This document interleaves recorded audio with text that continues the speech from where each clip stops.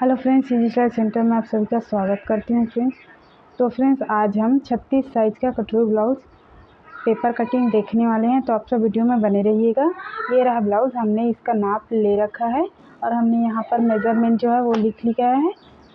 तो इस प्रकार से इसका मेज़रमेंट है। तो मेज़रमेंट को हम देख लेते हैं। तो ब्लाउज़ का पूरा लंबाई जो है वो 15 इंच रहेगा। उसमें हम प्लस 1 इंच करके 16 इंच में मार्क करेंगे।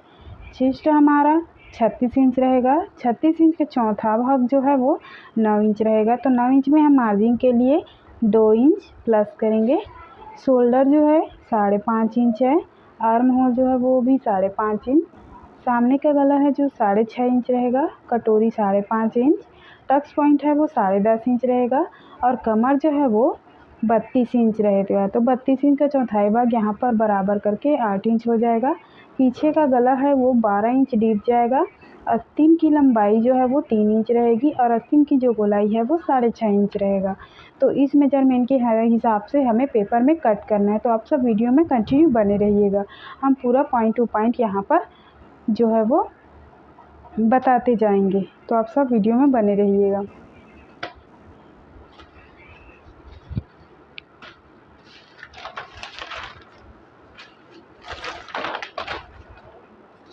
तो फ्रेंड्स, ये हमने यहाँ पर जो है वो पेपर ले लिया है।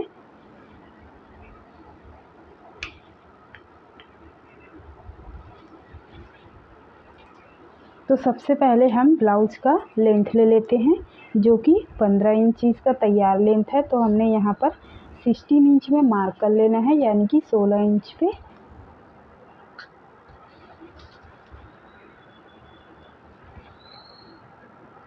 इस प्रकार से इसको हम मिला लेंगे।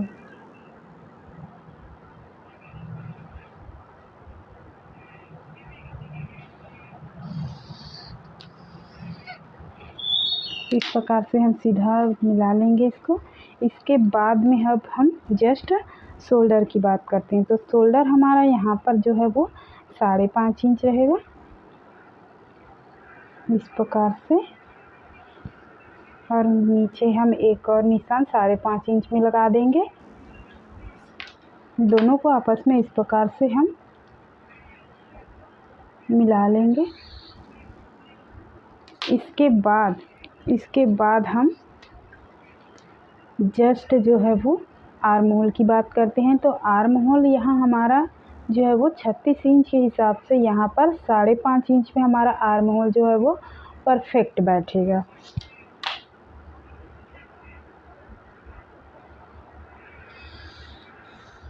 तो इस प्रकार से हमने आर्म होल पे भी मार्क कर लिया है। इसके बाद हम चेस्ट में मार्क कर लेंगे। तो चेस्ट हमारा 36 इंच का चौथाई भाग है, वो जो है 9.5 इंच रहेगा। और इसमें हम प्लस 2 इंच कर देंगे मार्जिन के लिए।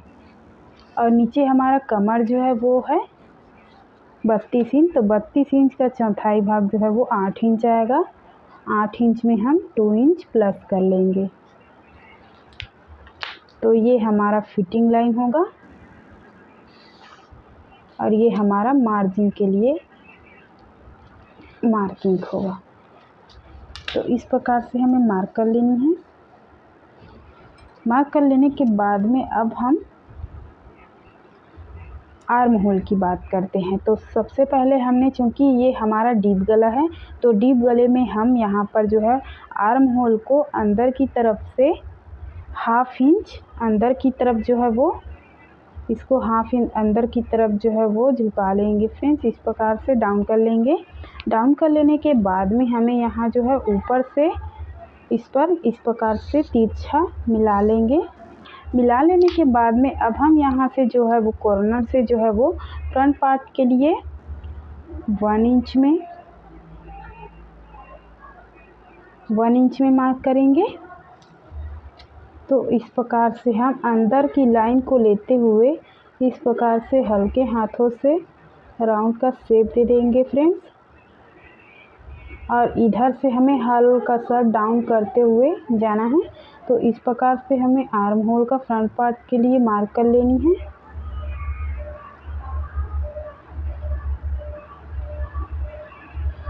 इस प्रकार से इसके बाद अब हमारा जो गला है वो हम 3 इंच जो है वो शोल्डर के लिए छोड़ देंगे और जो बाकी बच जाएगा उसे हम गले के लिए यूज़ करेंगे।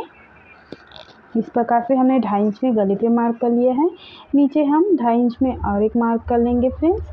इसके बाद में हम दोनों को आपस में इस प्रकार से मिला लेंगे।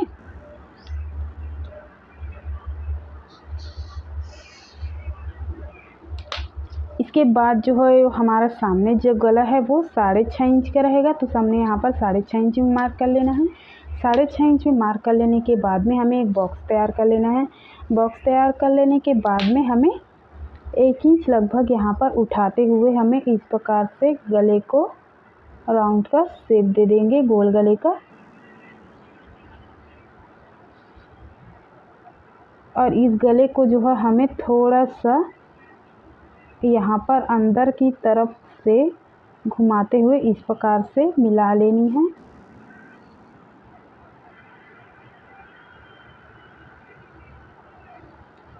इस प्रकार से। इसके बाद अब हम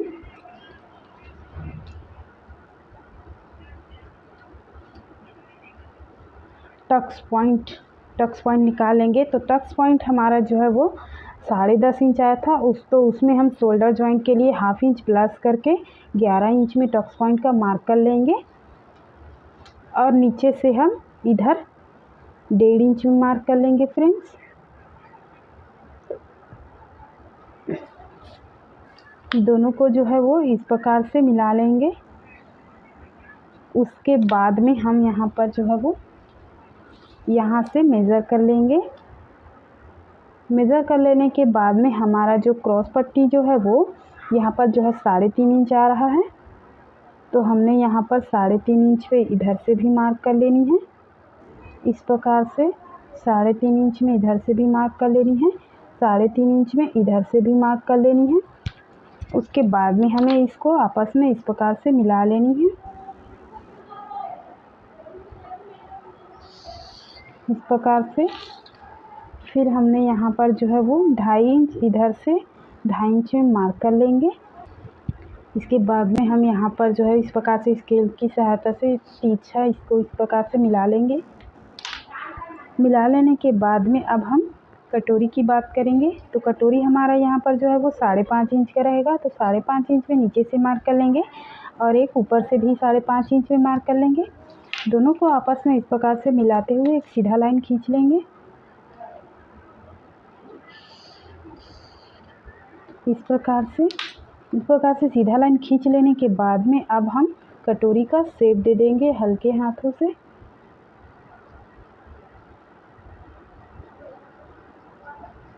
तो इस प्रकार से हमारा कटोरी का शेप जो है वो उसको डार्क कर लेंगे।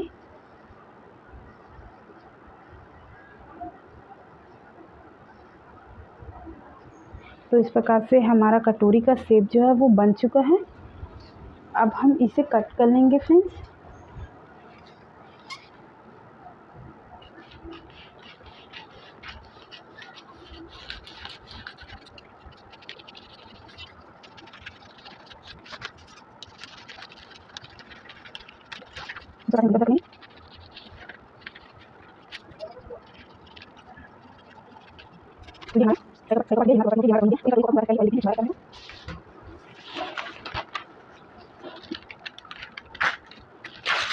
तो इस प्रकार से हमने पेपर का एक टुकड़ा और ले लेनी है। इसके बाद में हमने जो कटोरी कट किए हैं उसको इस प्रकार से पेपर में रख लेना है। रख लेने के बाद जैसा कि हमारा कटोरी बना है उसी प्रकार से हमें इसको शेप दे देना है।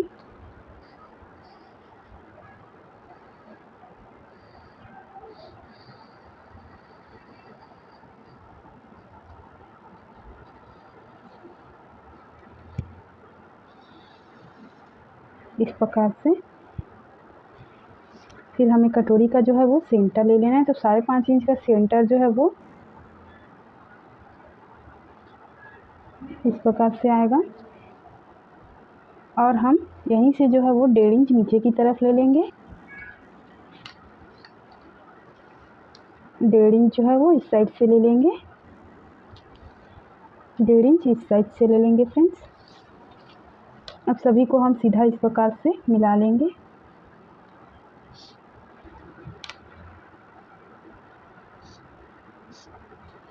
फिर हमने तिरछा इसको यहाँ से मिला लेंगे। इस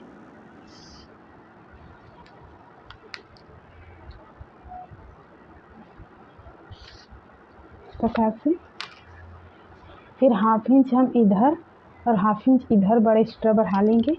फिर इसको हमने यहाँ पर से ऐसे मिला लेंगे फ्रेंड्स।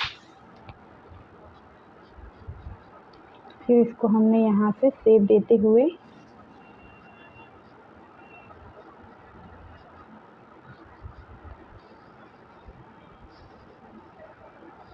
उसके बाद में हमने इसे डार्क कर लेनी है।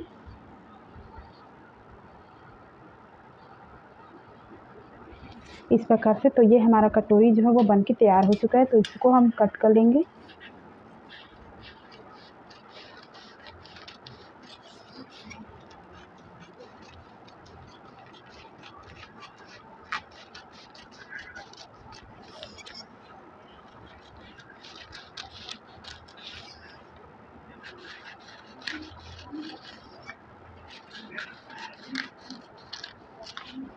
इस प्रकार से हमने कटोरी को जो है वो कट कर लिया है। तो ये इसका तीनों भाग हो गया। यहाँ पर से ये कटोरी और ये जो है वो क्रॉस पट्टी, ये हमारा तीनों भाग जो है वो रेडी हो चुका है। इसके बाद में अब हम बैक पार्ट की कटिंग कर लेंगे। तो बैक पार्ट की कटिंग करने के लिए हमने यहाँ पर जो है वो जी बड़े वाला पेपर हमने यहाँ पर जो है वो आस्तीन का कट कर लेना है।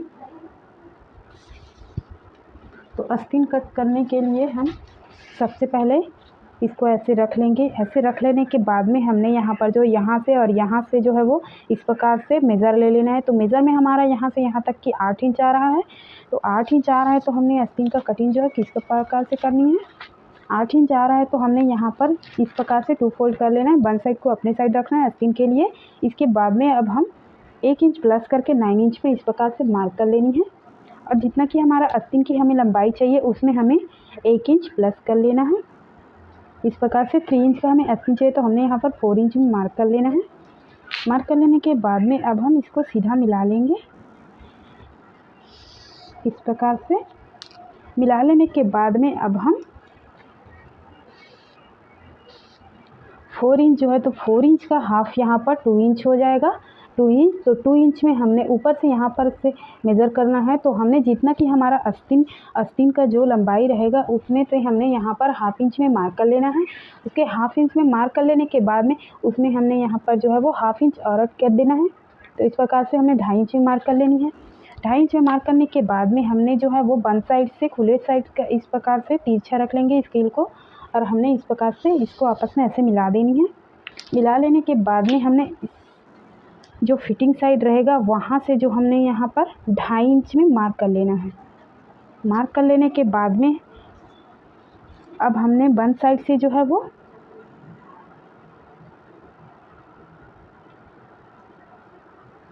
2 इंच में इस प्रकार से 2 इंच में मार्क कर लेनी है। इस प्रकार से इसके बाद में अब हम आस्तीन का जो है वो शेप दे देते हैं। तो इस प्रकार से 2 इंच तक हमें सीधा देनी है। उसके बाद में हम इसको राउंड का शेप दे देंगे। फिर हमने यहाँ से थोड़ा सा अंदर की तरफ से झुकाते हुए इस प्रकार से हमें मार्क कर लेना है। मार्क कर लेने के बाद में ये हमारा परफेक्ट मार्किंग हो जाएगा आस्तीन के लिए। इस प्रकार से और हमारा आस्तीन का गोलाई जो है वो 6.5 इंच रहेगा इस प्रकार से। और ये हमारा 2 इंच मार्जिन के लिए ऐड करेंगे। तो इस प्रकार से हमारा जो है वो कटिंग यहाँ पर हो जाएगा।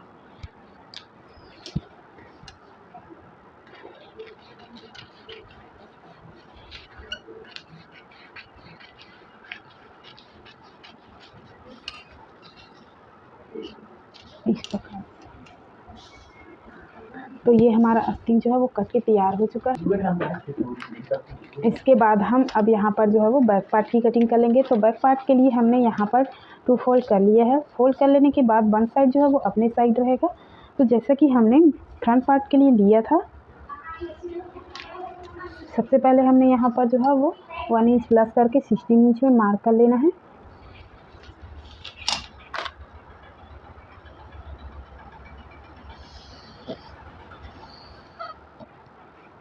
साथ ही साथ इसमें हमने यहाँ पर कमर का भी मार्क कर लेंगे। 32 इंच का चौथाई भाग 8 इंच रहेगा। 8 इंच में हम यहाँ पर जो है वो 1 इंच पीछे का टक्स के लिए ऐड कर लेंगे। उसके बाद हम 2 इंच मार्जिन के लिए ऐड कर लेंगे। तो इस प्रकार से हमने कमर का भी मार्क कर लिया है साथ ही साथ में। इसके बाद में अब हम जस्ट इसके बाद शोल्डर की बात करेंगे। तो शोल्डर हमारा रहेगा वही 5.5 इंच रहेगा और हमारा गला जो है वो 2.5 इंच ही रहेगा। इसके बाद में हमने यहाँ से जो है वो 5.5 इंच में एक और मार्क कर लेना है।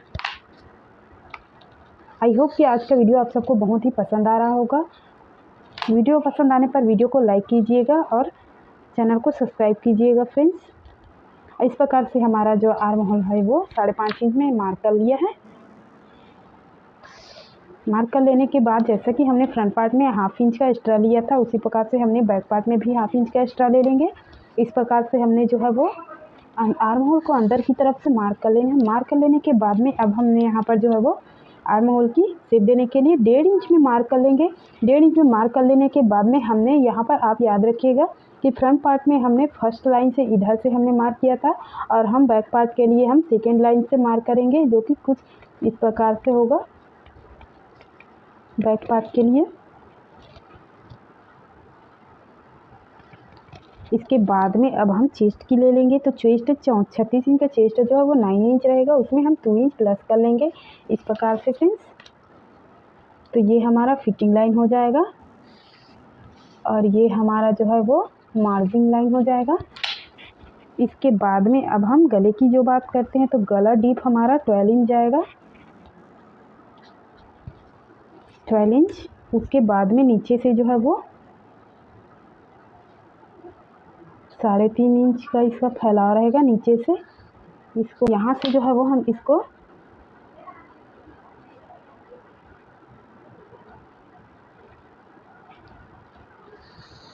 तिरछा इस प्रकार से मिला लेंगे। मिला लेने के बाद में जिस प्रकार से हमें गले का शेप देना है उस प्रकार से हमें यहाँ पर गले का शेप दे देंगे। तो मैं यहाँ पर गोल गले का शेप दे रही हूँ फ्रेंड्स इस प्रकार से। और यहाँ याद रखिएगा मैंने फ्रंट पार्ट में डाउन करना भूल गई। तो यहाँ पर जो है हमें जब हम कटिंग करेंगे तो कटिंग करते वक्त हमें यहाँ पर जो है वो 1/2 इंच या फिर 1/2 इंच गले की तरफ जो है वो शोल्डर से लेकर यहाँ तक डाउन कर लेना है।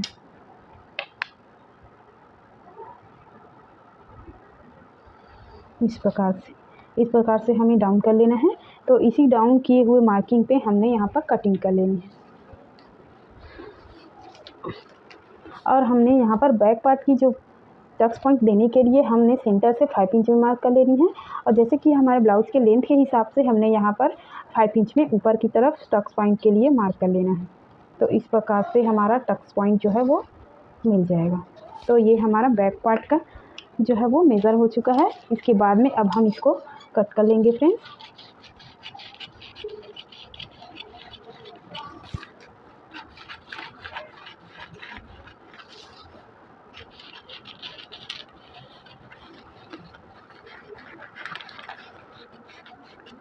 इस प्रकार से फिर हमने इस प्रकार से इसको भी डाउन कर लेना है। डाउन कर लेने के बाद में अब हमने यहाँ पर से जो है वो कट कर लेना है।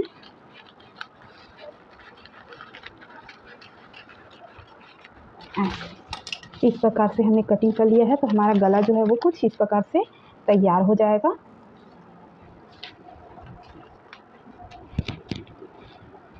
तो ये हमारा बैक से क्रॉस पट्टी और ये इसका कटोरी,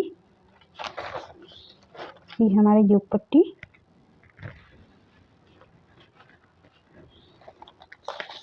और आस्तीन हमारा कुछ इस प्रकार से आ जाएगा।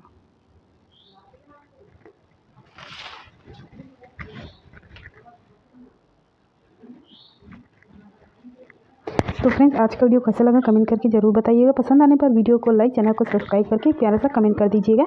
मिलते हैं हम